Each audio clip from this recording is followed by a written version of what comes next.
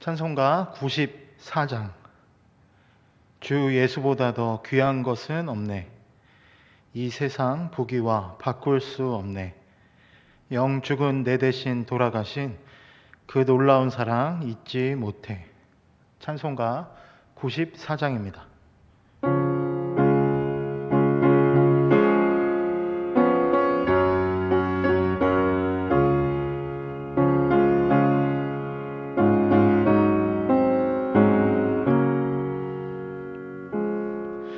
주 예수보다 더 귀한 것은 없네. 이 세상 부귀와 바꿀 수 없네. 영 죽은 내 대신 돌아가신 그 놀라운 사랑 잊지 못해. 세상 즐거움 다 버리고 세상 자랑 다 버렸네. 주 예수보다 더 귀한 것은 없네. 예수밖에는 없네. 주 예수보다 더 귀한 것은 없네. 이 세상 명예와 바꿀 수 없네. 이전에 즐기던 세상 일도 주 사랑하는 맘 뺏지 못해. 세상 즐거움 다 버리고 세상 자랑 다 버렸네. 주 예수보다 더 귀한 것은 없네. 예수밖에는 없네. 주 예수보다 더 귀한 것은 없네. 이 세상 행복과 바꿀 수 없네. 유혹과 핍박이 몰려와도 주 섬기는 내 맘 변치 않아. 세상 즐거움 다 버리고 세상 자랑 다 버렸네. 주 예수보다 더 귀한 것은 없네. 예수밖에는 없네.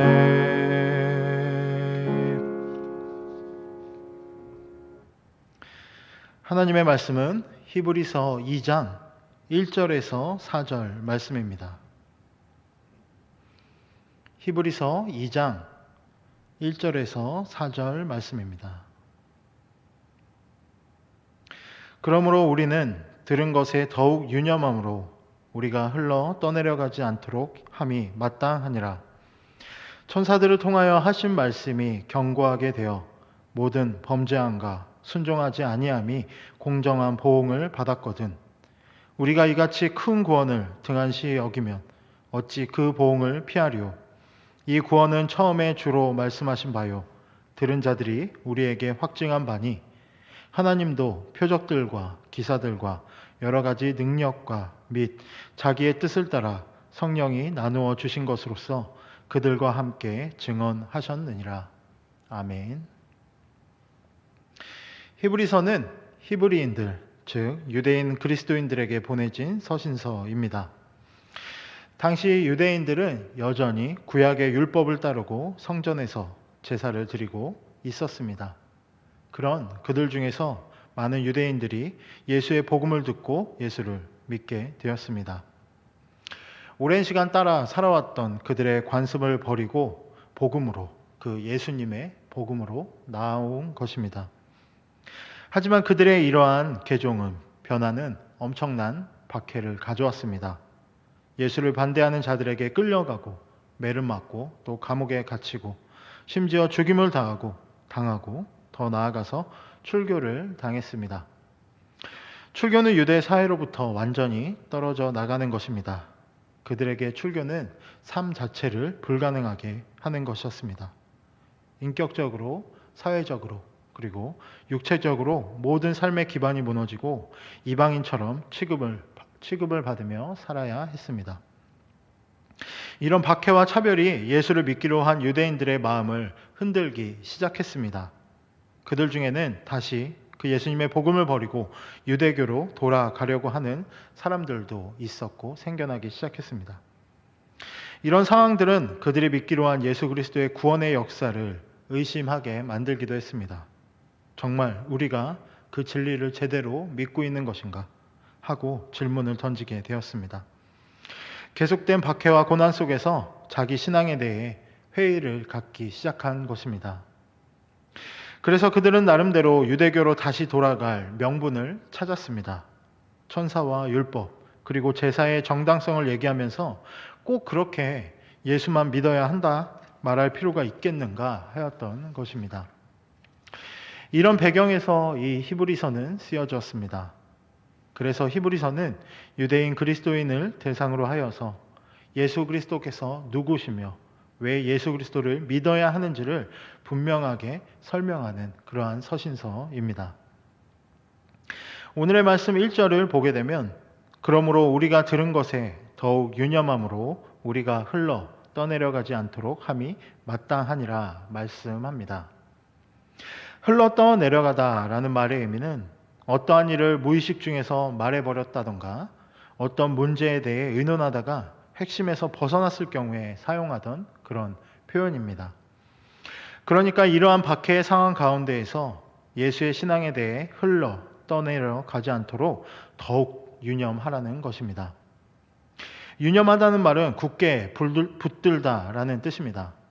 히브리서 저자는 유대 그리스도인들에게 예수의 복음에 대해 들은 대로 굳게 붙들라고 말합니다. 이것은 우리에게도 마찬가지입니다. 우리는 자신들이 우리가 들은 그 복음을 굳게 붙들어야 합니다. 그래야 그 복음, 말씀을 놓치지 않습니다. 이 1절 말씀을 세번역 성경에서는 이렇게 말합니다. 그러므로 우리는 들은 바를 더욱 굳게 간직하여 잘못된 길로 빠져드는 일이 없어야 마땅하겠습니다. 그러니까 히브리서 기자는 우리에게 이미 들은 바에 대해 더욱 굳게 간직하라고 말씀하여 줍니다. 그렇다면 우리가 들은 바가 무엇일까요? 바로 예수 그리스도에 관한 것입니다. 히브리서 저자는 앞서 1장에서 예수님이 어떠한 분이신지 우리에게 말하였습니다. 그것은 예수님은 하나님의 아들이시고 그 아들로 말하면 모든 세계를 지으신 창조주가 되시며 예수 그리스도야말로 하나님의 영광의 광채시요 그 본체의 형상이라 말합니다. 또한 능력의 말씀으로 만물을 붙들고 계시는 참 하나님이시고 죄를 정결케 하시고 지금은 하늘 높은 곳 하나님 보좌 우편에 앉아 계시는 분이십니다. 그뿐 아니라 예수님은 하늘에 있는 천사를 창조하신 분이고 그 천사를 사역자로 부리시고 모든 천사의 경배를 받으시는 분이심을 이 히브리서는 분명히 밝혀주고 있습니다. 우리에게 구원을 주신 그리스도는 이처럼 위대하신 분이십니다. 본문에서 저자는 바로 우리에게 이러한 내용들을 들은 우리가 이것을 잘 간직해야 한다고 말하는 것입니다. 그래야 우리의 신앙이 흔들리지 않고 굳게 섭니다. 세상을 살아가며 우리는 신앙적으로 흔들릴 때가 너무나 많습니다. 하나님이 정말 나와 함께 하시는지, 나를 사랑하시는 하나님이 정말 나를 가장 좋은 길로 인도하고 계시는지 의심이 들 때도 있고 또 때때로 하나님이 원망스러울 때도 있습니다. 그러할 때마다 우리는 예수 그리스도에 관해 들은 바를 더욱 굳게 하고 마음에 깊이 간직하여 흘러 떠내려가지 않도록 조심해야 합니다. 그러면서 2절에서는 말씀합니다. 천사들을 통하여 하신 말씀이 견고하게 되어 모든 범죄함과 순종하지 아니함이 공정한 보응을 받았거든. 여기서 순종하지 아니하였다라는 말은 당시에 잘못 듣다라는 의미로 쓰였습니다. 더 구체적으로는 고의적으로 귀를 막는다라는 의미로 쓰여진 그런 단어입니다. 그러니까 우리에게 들은 바에 대해 더욱 유념하고 굳게 하라는 말씀과 대조적으로 고의로 듣지 아니하는 자들에 대해서 말하는 것입니다. 하나님 앞에 불순종하는 자는 하나님의 말씀에 대해 고의적으로 일부러 듣지 않습니다. 말씀이 들리오는데도 고의적으로 듣지 않고 또 거부할 명분과 근거들을 찾는다는 것입니다. 합리적으로 하나님의 말씀에 돌아설 명분을 찾고 또 말씀에 대해 불합리성을 들어서 예수 그리스도의 복음 앞에서 돌아섭니다. 하나님 앞에 범죄하고 불순종하는 것이죠. 그런 범죄함과 순종하지 아니한 자들은 천사를 통하여 하신 말씀, 즉 율법으로 인해 공정한 징벌을 받는다는 것입니다. 그러면서 3절 앞부분에서는 말합니다. 우리가 이같이 큰 구원을 등한히 여기면 어찌 그 보응을 피하리오. 그러니까 우리의 범죄함, 불순종함이 율법으로도 공정한 보응을 받게 되는데 만일 우리가 이토록 값진 구원의 말씀을 소홀히 한다면 어떻게 징벌을 피할 수 있겠냐라고 묻는 것입니다. 우리는 하나님의 말씀과 예수 그리스도의 비밀을 아는 자들입니다. 그 놀라운 은혜의 비밀을 듣고 간직한 자들입니다. 그런 우리들이 어찌 그토록 값진 구원의 말씀을 소홀히 할 수 있겠습니까? 그러므로 우리는 자신의 생각을 내려놓는 훈련이 필요합니다. 상황과 환경에 따라 의심이 되고 흔들리고 연약한 우리의 믿음과 생각을 내려놓고 하나님께서 나에게 들려주신 그 은혜의 말씀을 들은 대로 굳게 붙잡고 나아가야 합니다. 이제 저자는 3절 하반절부터 4절에서 말씀합니다. 이 구원은 처음에 주로 말씀하신 바요. 들은 자들이 우리에게 확증한 바니 하나님도 표적들과 기사들과 여러 가지 능력과 및 자기의 뜻을 따라 성령이 나누어 주신 것으로서 그들과 함께 증언하셨느니라. 우리가 받은 구원은 처음에 주께서 친히 말씀하여 준 것이라 말합니다. 주님께서 이 땅에 오신 이유는 분명합니다. 그것은 우리를 구원하시기 위함입니다. 그리고 이것을 위해 오셨고 말씀을 전하시고 그 말씀에 따라 십자가의 죽으심으로써 우리의 구원을 확증하셨습니다. 로마서 5장 8절에서는 우리가 아직 죄인 되었을 때에 그리스도께서 우리를 위하여 죽으심으로 하나님께서 우리에게 대한 자기의 사랑을 확증하셨느니라 라고 말씀합니다. 우리가 죄인으로 있을 때 예수님께서 우리를 위하여 단번에 죽으심으로 하나님께서 우리를 얼마나 사랑하시는지 확증, 그러니까 곧 확실하게 증거해 주셨습니다. 우리의 구원은 주님께서 확실하게 증명해 주신 것입니다. 그러므로 우리의 구원에 대해서 우리는 전혀 의심할 필요가 없습니다. 흔들릴 필요가 없는 것입니다. 또한 우리의 구원은 예수님께 말씀을 들은 그 제자들에 의해서 확증되었습니다. 성령이 임한 후 제자들이 보여준 삶은 우리의 구원이 결코 거짓이 아닌 헛되지 아니함을 보여주는 확실한 증거입니다. 베드로는 베드로전서 1장 8절 9절 말씀에서 고백합니다. 예수를 너희가 보지 못하였으나 사랑하는도다. 이제도 보지 못하나 믿고 말할 수 없는 영광스러운 즐거움으로 기뻐하니 믿음의 결국 곧 영혼의 구원을 받음이라. 베드로 자신이 보고 느낀 예수 그리스도의 구원자 되심, 그 복음에 대해 확신하면서 예수를 직접 보지 못하였지만 믿음으로 예수를 그리스도라 고백하는 우리는 구원을 얻었기 때문에 그러한 고백을 하는 것이라 라고 분명히 말합니다. 베드로뿐만 아니라 예수님의 제자들은 예수님에 대해 분명한 확신이 있었습니다. 제자들이 온갖 환난과 어려움 속에서도 복음을 전하면서 순교까지 한 이유가 무엇이겠습니까? 그들 속에는 주님께서 하신 그 말씀에 확증이 있었던 것입니다. 믿음에 대해 확실한 증거가 있었습니다. 어찌 거짓이고 지어내고 두리뭉실한 것에 대해서 목숨까지 바쳐가며 그것을 지키려고 하겠습니까?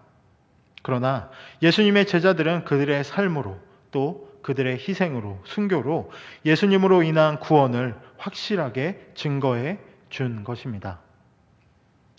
말씀을 마무리합니다. 오늘 말씀 3절에서는 이같이 큰 구원을 등한히 여기면, 다시 말해 소홀히 여기면 우리가 어찌 그 보응을 피하겠는가 라고 묻습니다. 구원의 문제를 심판의 문제와 직결시킵니다. 우리의 구원은 받아도 그만, 안 받아도 그만이 아닙니다. 받으면 좋고 안 받아도 크게 아쉬울 것이 없는 그런 것이 아니라는 것입니다. 구원이란 저주받아 죽었던 인간을 우리 하나님께서 예수 그리스도를 통하여서 구원하시는 것입니다. 죄와 허물로 저주를 받아 죽을 수밖에 없는 죄인인 우리를 예수 그리스도의 십자가의 구속으로 구원해 주셨습니다.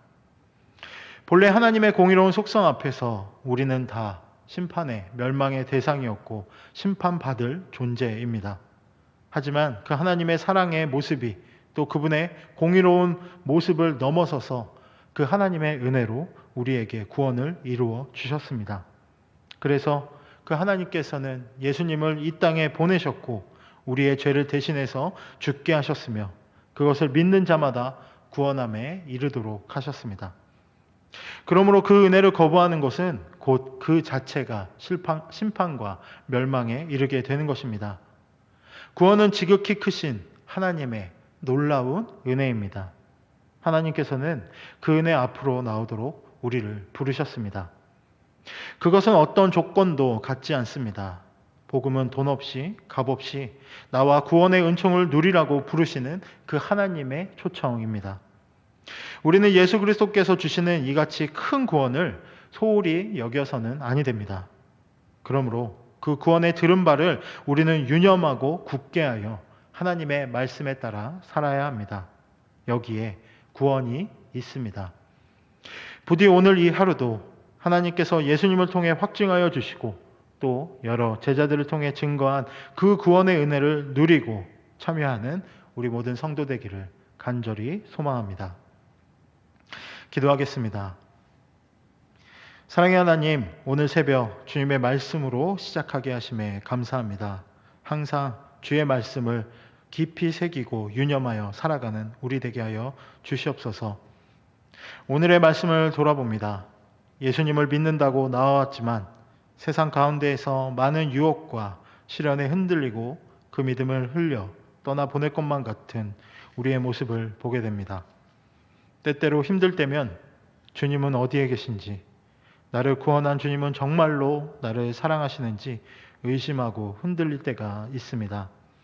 그러나 오늘 하나님께서 우리에게 들은 바에 대해 더욱 유념하여 굳게 서고 흔들리지 말라 말씀하십니다. 하나님께서는 분명하게 우리를 예수님을 통해 구원해 주셨고 지금도 우리를 사랑하시고 함께 하시는 분이십니다. 그런 주님으로 인해 힘을 얻고 능력으로 나아가게 하여 주시옵소서. 구원을 이루어 주시고 끝까지 이루시는 그 주님을 신뢰하고 함께함으로 기쁨이 넘치고 은혜 충만하게 하여 주시옵소서. 세상 가운데 살아가는 우리 성도들 위해서 기도합니다. 이 시대를 살아가며 무엇보다 말씀으로 바로 서게 하시고 다른 것을 쫓는 우리의 삶이 아니라 하나님의 말씀을 붙들고 그 하나님의 영광과 예수님의 복음을 따르는 성도들 되게 하여 주시옵소서. 직장과 사업체에서 수고하는 모든 성도들, 가장들을 위해서 기도하오니 우리가 하나님이 정하신 그 자리에서 정직하게 최선을 다하며 일하며 나아갈 때 하나님께서 큰 복을 더하여 주시고 물질의 복도 더하여 주셔서 일용할 양식을 주시듯 넉넉히 감사한 마음으로 살아갈 수 있게 하여 주시옵소서. 우리 자녀들을 위해 기도하며 나아갑니다. 학업과 직장 그리고 취업을 위해서 기도하고 수고하는 우리 자녀들 주님 기억하여 주시옵소서.